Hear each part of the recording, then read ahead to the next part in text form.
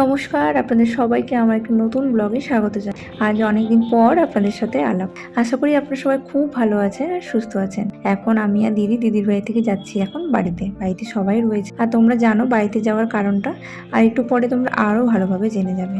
তো এই যে কথা বলতে বলতে চলে এলাম বাড়িতে। দেখতে পাচ্ছ প্যান্ডেল একদম পুরো রেডি।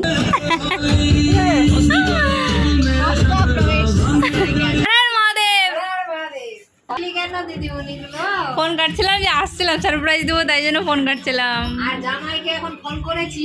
হ্যাঁ, জামাই বলছে তখন ফোন করেছিলাম আপনি কোথায় গেছিলেন। হ্যাঁ, জামাইকে ছবি টবিতে রেখে আমরা চলে এলাম। আসলাম আমরা বাড়িতে, আমি আর দিদি এলাম বাড়িতে। আর মা গরমের নিচে বসে আছে। বিকেলবেলা থেকে পুজো শুরু হবে। ভাই আর ও আসবে বিকেলবেলা। আমরা চলে এলাম তাড়াতাড়ি, কারণ ও ভাইয়ের দোকান আছে, দোকান সেরে তারপরে আমার ওখানে থেকে কলকাতা থেকে এত নোংরা হয়ে গেছে বাড়িঘর, বাড়ি পরিষ্কার করে দিয়ে বলছে যে মাকে নিজের বাড়িতে নিয়ে যাবি সে মার সাথে এসে বাড়ি পরিষ্কার করে যাবি। হ্যাঁ, দেখি কি হয়েছে। ওরে বাবা, এখন আসলো। এই যে আমাদের সাহেববাবু। মেলা যাবে নাকি? মেলা যাবো না? মেলা যাবো কেন? শাশুমার তো কোনো পাত্তাই নেই সকাল থেকে। মন্দিরে পুজো হচ্ছিল, সবাই জল শাস্তি যাবো, তাই সবাই যাবো রেডি। সবাই শাড়ি পরছে। ভাবলাম কালকে শাড়ি পরবো পুজোতে, সবাই বলছে না আজকেই শাড়ি। মাথায় নিয়ে কি করছে? ঠান্ডা দেবো। ঠান্ডা বাবারে, প্রচুর হাওয়া করছে এখন, গরমের সাথে হাওয়া। শাশুড়ি চারটে গ্লাস তোমার, তুমি যদি খেতে পারো তাহলে খাও। জল জিরা দিয়ে খাবে নাকি? জামাইয়ের স্পেশাল কোল্ড ড্রিঙ্কস, মশালা কোল্ড ড্রিঙ্কস, তাই তো?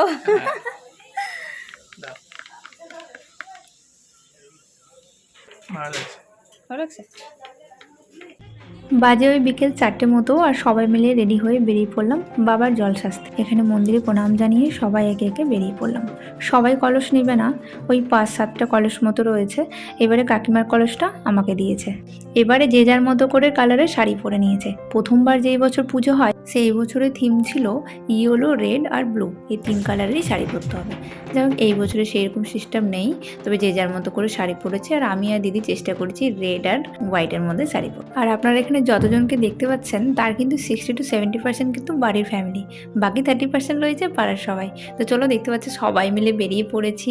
আর এদিকে দেখছো ভাই আর কর্তাবাবু, ওরা ঘন্টা 1.5 আগেই এলো। ভাইয়ের সব কাজ একদিকে আর দোকান একদিকে। দোকান বন্ধ করতে খুব একটা পছন্দ করে না, তবে এই পুজোর দিনে যে যেখানেই থাকুক না কেন, যাই কাজ থাকুক না কেন, পুজোর ঠিক সময় মতো সবাই মন্দিরে পৌঁছে যাবে। সারা বছর সবাই মুখ চেয়ে বসে থাকে কবে এই বাবার পুজোর ডেট আসবে আর সবার একসাথে মিট হবে। পুজোর দিনে সবাই একসাথে হয়ে সবার সাথে আলাপ হয় আর ধুমধাম করে পুজো সেলিব্রেশন করা হয়। তো বাবার আজকে সেই পুজোর দিন। আর নিয়ম আছে যে পুজোর একদিন আগেই জল শাস্তি যাওয়া হবে, আর যেদিন পুজো হবে সেদিন এই জল দিয়ে বাবাকে স্নান করানো হয়।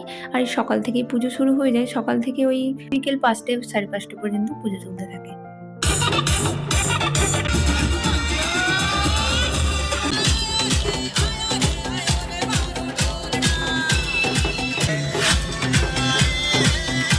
মন্দির থেকে 2 পা এগোলেই কিন্তু নদী, বাড়ির পাশেই নদী, 2 মিনিট লাগে। বাট সবাই একটু ঘুরে ঘুরে তারপরে যাবে জল শাস্তে। যেহেতু কাকু এত বড় বড় বক্স করেছে আর এখানে কিন্তু সবাই ডান্সের শপিং, তাই একটু ওই বাড়ি থেকে বাজার থেকে ওই ঘুরে ঘুরে নদীতে গিয়ে জল সেজে তারপরে যাওয়া হবে মন্দিরে। তার মধ্যেই হঠাৎ করে শুরু হয়ে গেছে তুমুল বৃষ্টি। তো ঘুরে ঘুরে কোনো মতো করে বাড়ির পাশে একটা কাকুর বাড়িতে এসে দাঁড়িয়ে রয়েছি সবাই। এখান থেকে 1 মিনিট গেলেই কিন্তু আমাদের বাড়ি আর মন্দির। তবে কাকুর বাড়িতে সবাই মিলে এখন বসে রয়েছি। আর এই কাকুর বাড়ি থেকে 1-2 পা এগোলেই কিন্তু নদী। কিন্তু নদীতে গিয়ে আর এখন জল শাস্তে যাওয়া হচ্ছে না, যেহেতু প্রচুর অন্ধকার হয়ে গিয়েছে আর এখন কিন্তু প্রচুর বৃষ্টিও রয়েছে। তো তাই কাকু বলল যে সবাই যে যার মতো করে মন্দিরের ওখানে দাঁড়াক, শুধু যাদের হাতে কলস রয়েছে তারাই শুধু নদীতে কোনো মতো গিয়ে শুধু বাবার জন্য জলটা নিয়ে আসবে। পুরোহিত মশাই আর কাকুর কথা অনুযায়ী তাই হলো। যাদের হাতে কলস ছিল শুধু আমরা নদীতে গিয়ে বাবার জন্য জল কোনো মতো নিয়ে এসেছি। যেহেতু আজকে নদীতে আরতিও হওয়ার ছিল, কিন্তু বাইরে প্রচুর বৃষ্টি হচ্ছে, সেই কারণে আজকে কিন্তু আরতি বন্ধ করে কালকের জন্য ডেট নেওয়া হয়েছে। যাই হোক, কলসে জল মন্দিরে রেখে আর একটা মন্দিরে ছোট্ট করে আরতি হলো। কাল সকাল থেকে যেহেতু পুজো শুরু হবে, যে যার মতো করে বাড়ি গেল। আর এদিকে শুরু হয়েছে আমাদের 3 বোনের বাদরামু। গুড মর্নিং, সবাইকে জানাই শুভ সকাল। আজকে সেই দিনটা যে দিনটার জন্য আমরা সারা বছর মুখ চেয়ে বসে থাকি। সকালবেলা থেকেই তোড়জোড় শুরু হয়ে গেছে পুজোর জোগাড়। বুনু বাড়িতে এদিকে পুজো দিচ্ছে আর এদিকে আমরা সবাই মিলে মন্দিরে জোগাড় করছি। বাবার জন্য অন্নের ভোগও রান্না করা হবে, তবে একটু লেট করে। এখন শুধু ফল কাটাকুটি আর চলছে নৈবেদ্য সাজানো। এবার ঠাকুর মশাইয়ের কথা হচ্ছে যে নৈবেদ্য সাজাতে হবে একটু বেশি করে। প্রত্যেকবার 5 জায়গায় দেওয়া হতো, এবারে কিন্তু 56, 11, 5, 3, 1 অনেক রকমের নৈবেদ্য সাজাতে বলেছে। তাই আমরা সবকটা বোন আর পিসি মিলে এখানে নৈবেদ্য সাজিয়ে নিয়ে চলে এসেছি মন্দিরে। এখন কিন্তু মন্দিরে শুধু জোগাড় চলছে। ঘণ্টাখানেকের মধ্যেই পুজো শুরু হয়ে যাবে। কাল যখন জল সাজতে যায় তখন হঠাৎ করে প্ল্যান হলো এবার পুজো নাকি আমি বসবো। কাকিমা বলছে এবার পুজোয় তুই আর জামাই বস। প্রত্যেকবার কাকু কাকিমাই পুজোতে বসে, এবার বাবা মহাদেব আর কাকু কাকিমার আশীর্বাদে আমরা দুজন পুজোতে বসছি। আর এখানে চলছে ধুতি পরার ট্রেনিং, তাতে আবার মোবাইল দেখে। কর্তাবাবু খুব একটা ধুতি পরতে পারে না, ভাইও পারে না, কিন্তু মোবাইল দেখে ভাই আর বোনও ওকে ধুতি পরিয়ে দিচ্ছে। বাড়িতে দুটো ময়ূরপুচ্ছের মতো ধুতি রয়েছে, তবে আগে থেকে তো জানা ছিল না, তাই নিয়েও আসা হয়নি।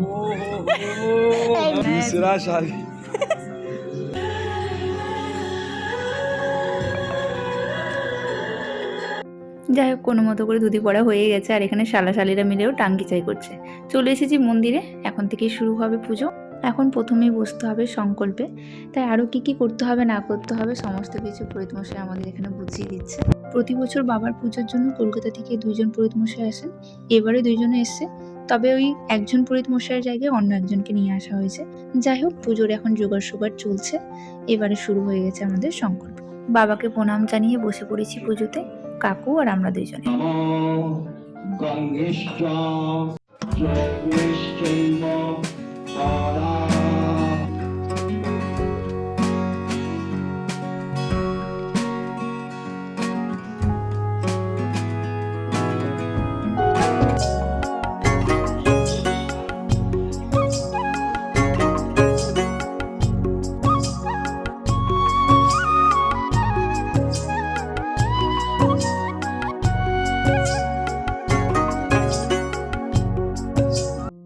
এইদিকে 2 ভাইয়ের কাণ্ড দেখো, ওইদিকে পুজো শুরু হয়ে গেছে কিন্তু এদের মেকআপ শেকআপ এখনো আর শেষ হয় না।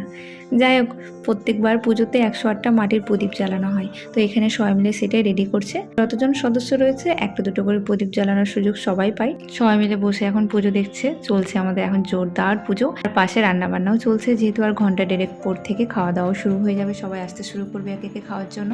তো ওইদিকে রান্না বান্না খুব জোরদারে চলছে, এদিকে পুজোও চলছে।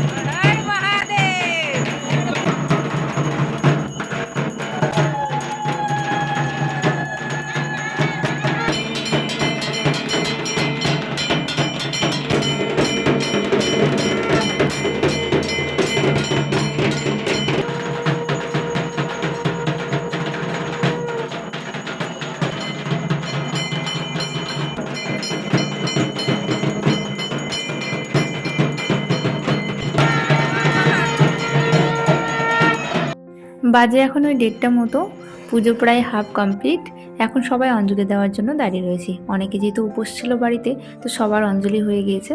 এখন যেটা বাবার ভোগ রান্না হয়েছিল, সেই ভোগ, অন্যের ভোগ বাবাকে এখন লাগানো হবে। ভোগ নিয়ে আসার নিয়ম হচ্ছে এইভাবে, তোমরা দেখতেই পাচ্ছ। বাবাকে এখন অন্যের প্রসাদ লাগানো হবে।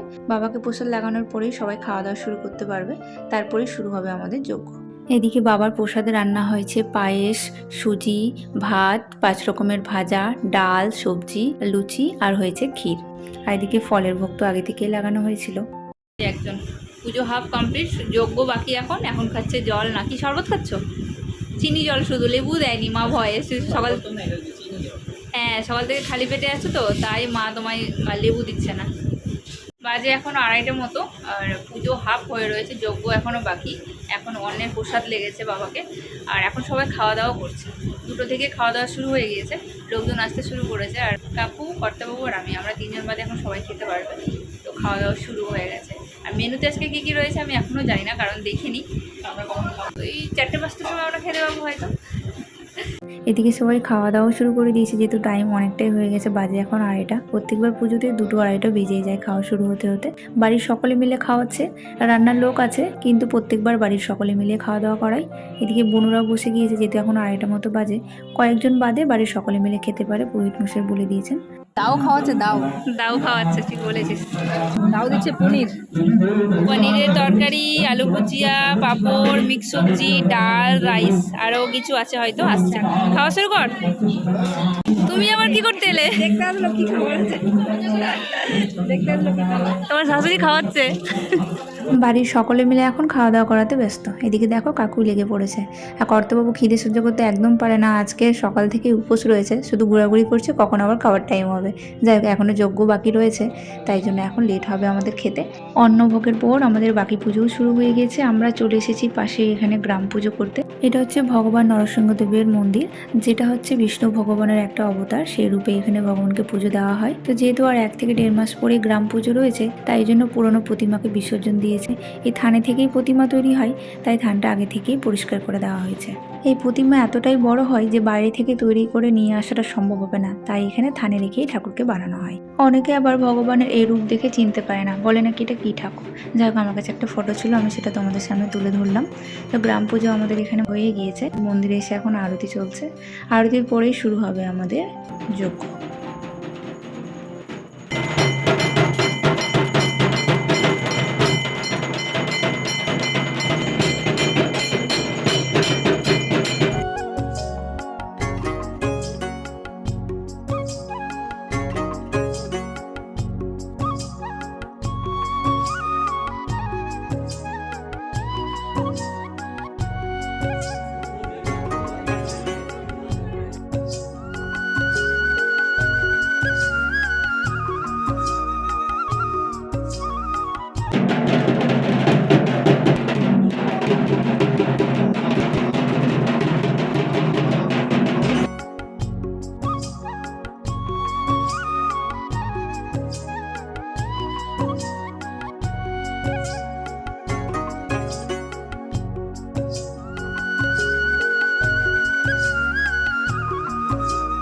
আমাদের খেতে খেতে আজকে প্রায় সন্ধ্যা বাজে, এখন 6টা মতো। আমি জাস্ট খেয়ে উঠলাম, কাকু আমি পুরোহিত মশাই খাওয়া আমাদের ডান, কর্তাবাবু এখনো খাচ্ছে। কি কোথায় যাচ্ছে এখন আবার? ওই যে নদীতে আরতি হবে, কালকে বৃষ্টি পড়ছিল জলশাস্ত্রে যাওয়ার সময়, তো কালকে হয়নি, তো কালকেরটা এখন হবে। তো মন্দিরে পুজো তো কমপ্লিট, সবার খাওয়া দাওয়া কমপ্লিট, এখন যাচ্ছি নদীতে আরতি হবে। তুমি যাবে না? টায়ার্ড? ঠিক আছে, আসি। সবাই মিলে যাচ্ছি এখন মা গঙ্গার আরতি করতে। আসলে কালকেই গঙ্গা আরতি হওয়ার ছিল, কিন্তু তোমরা তো দেখলে কাল জলশাস্ত্রে যাওয়ার সময় এতই বৃষ্টি শুরু হলো, কালকে শুধু কোনো মতো করে বাবার জন্য জলটা নিয়ে আসা হয়েছে, আরতি আর হলো না। তাই আজকে সবাই মিলে যাচ্ছি আরতি করতে। আসলে গঙ্গা আরতি করা কোনো বাধ্যমূলকতা নেই, তবে কাকুর ইচ্ছে ছিল বাবা মহাদেবের সাথে সাথে গ্রামের যত দেবদেবী রয়েছে সবার সাথে মা গঙ্গারও আজকে আরতি হবে। যেহেতু আমাদের বাড়ির ধারে মা গঙ্গা রয়েছে, আর এরকম ঘটা করে মা গঙ্গার আরতি করাটা খুব কম মানুষেরই কপালে জোটে। যাই হোক, আমাদের পরিবারের সকলে মিলে আমরা যাচ্ছি এখন মা গঙ্গার আরতি করতে। গঙ্গা আরতির সাথে সাথে 108টা দীপদানও করা হবে। পুজো প্রায় শেষ, কিন্তু একবার সবার আনন্দ দেখো, আনন্দ আর শেষ হয় না। ভেবেই মনটা খারাপ লাগছে যে এই গঙ্গা আরতি কমপ্লিট হলেই কিন্তু এই বছরের মতো পুজো এখানেই এন্ড। পরের বছরের জন্য আবার সবাই অপেক্ষা করে বসে থাকবে যে কবে এই বাবার পুজোর দিন আসবে, আর সবাই একসাথে মিট হয়ে সেই আনন্দ করে আবার পুজো পালন করা হবে। যাই হোক, এই যে গঙ্গা নদীতে এখন পুজো দেওয়া হচ্ছে। পুজো দেওয়া হয়ে গেলেই সেই 108টা প্রদীপ রেডি করা হবে।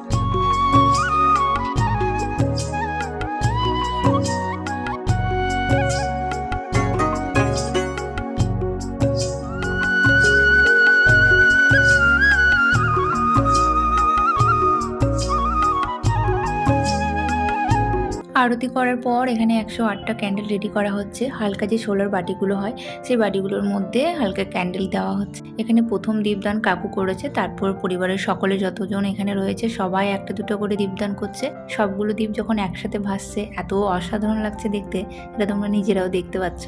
নদীর ধারটা একটু অন্ধকার বলে আরও সুন্দর লাগছে দেখতে। আসলে কালকে লাইটের ব্যবস্থাও এখানে করা হয়েছিল, কিন্তু কালকে যেহেতু বৃষ্টির ঝড় হয়েছিল হালকা, তো সেই ঝড়ের মধ্যে সব কিছু উড়ে গিয়েছে। বলে না, যা হয় ভালোর জন্য হয়, তো সেটাই। লাইট থাকলে খুব একটা ভালো লাগতো না হয়তো দেখতে, অন্ধকারে বেশ সুন্দর লাগছে দেখতে। তো আমাদের গঙ্গা আরতি হয়ে যাওয়ার পর চলে এসেছি পাশে রাম মন্দিরে। গঙ্গা নদীর পাশেই রয়েছে রাম মন্দির। এখানে রাম মন্দিরে পুজো দেওয়ার পর ফিরছি বাড়িতে। একবার অন্ধকারটা শুধু দেখুন বাইরে। চলে এসেছি মন্দিরে। মন্দিরে হচ্ছে এখানে আরতি, সন্ধ্যের আরতিটা কাকু করছে।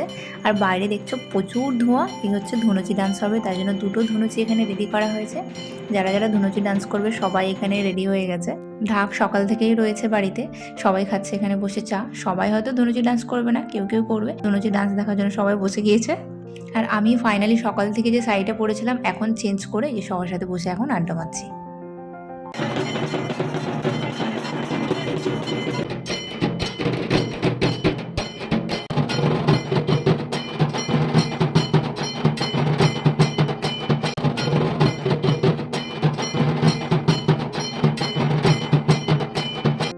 এবারে আমি আর কাকিমা ধনুচি ডান্স করে নিই। আমাদের ধনুচি ডান্স আর পুজো এখানেই সমাপ্ত হলো। খাওয়া দাওয়া করে বাজে এখন রাত্রি 11টা মতো, সবাই ডিনার করে করছে এখন ডান্স।